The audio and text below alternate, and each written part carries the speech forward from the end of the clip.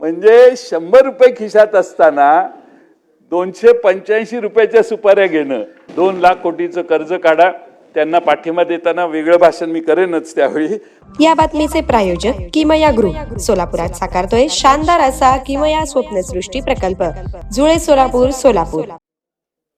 माननीय दादांनी बजेट मांडलं त्यावेळी 46,000 कोटी रुपयाचं डिफिसिट होतं.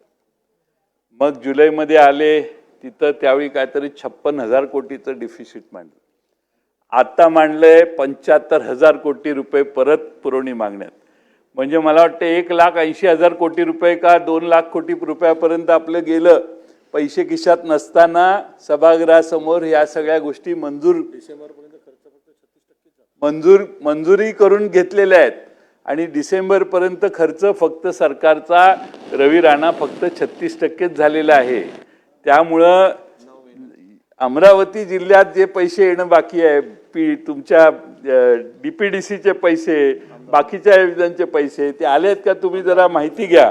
आणि म्हणून अध्यक्ष महोदय, मी बजेट जाहीर केल्यानंतर 2.25 लाख कोटी रुपयाच्या पुरवणी मागण्या, हा विक्रम महाराष्ट्रात देशात कुठं झाला नसेल तो आपण महाराष्ट्रात करायला लागलो.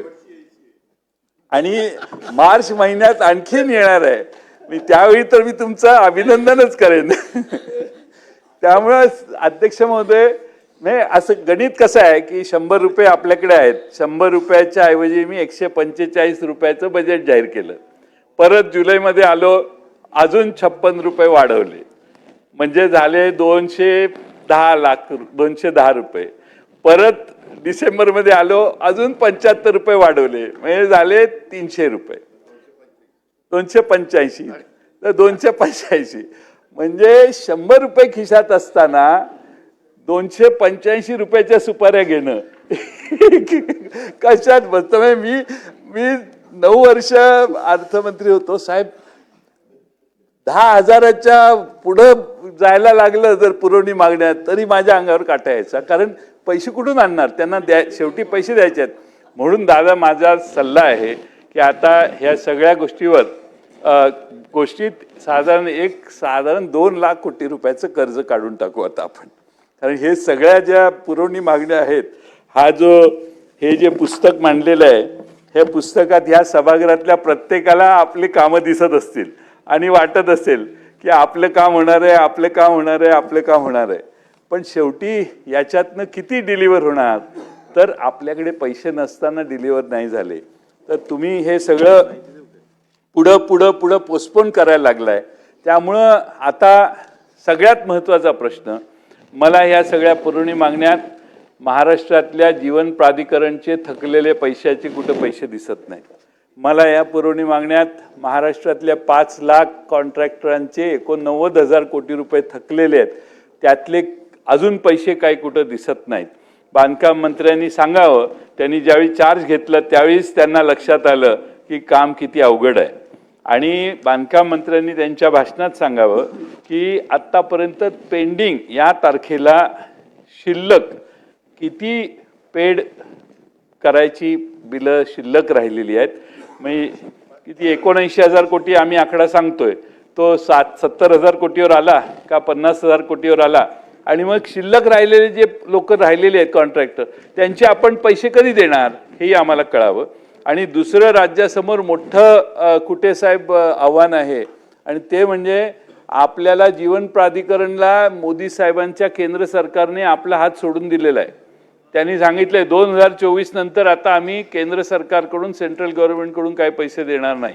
म्हणून आपल्याकडच्या 27,000 पाणी पुरवठ्याच्या योजना जीवन प्राधिकरणच्या या गुलाबराव पाटलांचे शिल्लक आहेत तेवढे केस जातील आता.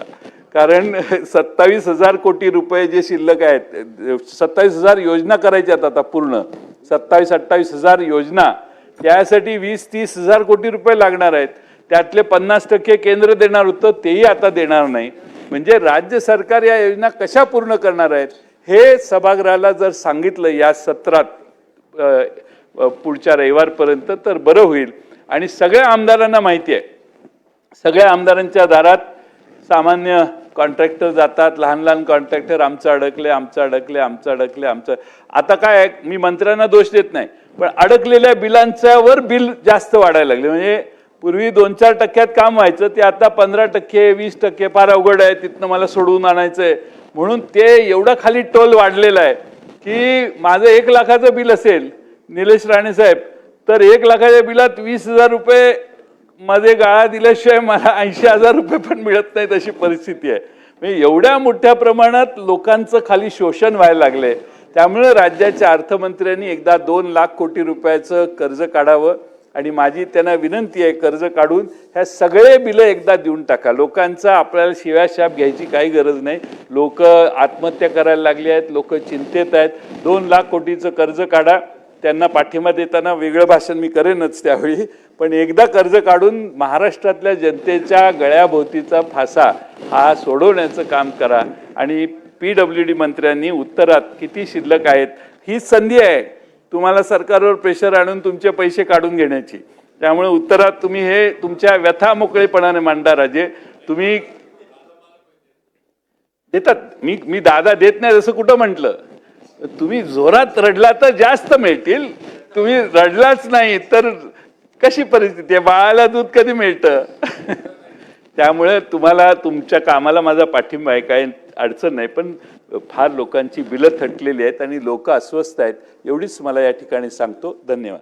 मारुतीची स्विफ्ट अधिक सुरक्षित, 6 एअरबॅग आणि 6 रंगात. मारुतीच्या नवीन स्विफ्टचा मायलेज 25.2 किलोमीटर प्रति लिटर इतका असून त्याची किंमत फक्त 6,49,000 पासून सुरू होते. यासोबत LED rear lamps, USB charger सह rear AC vent, wireless mobile charging, नवीन इंजिन असे अत्याधुनिक फीचर्स देखील आहेत. फ्री टेस्ट ड्राईव्ह साठी आजच भेट द्या चव्हाण मोटर्स, होटगी रोड, सोलापूर.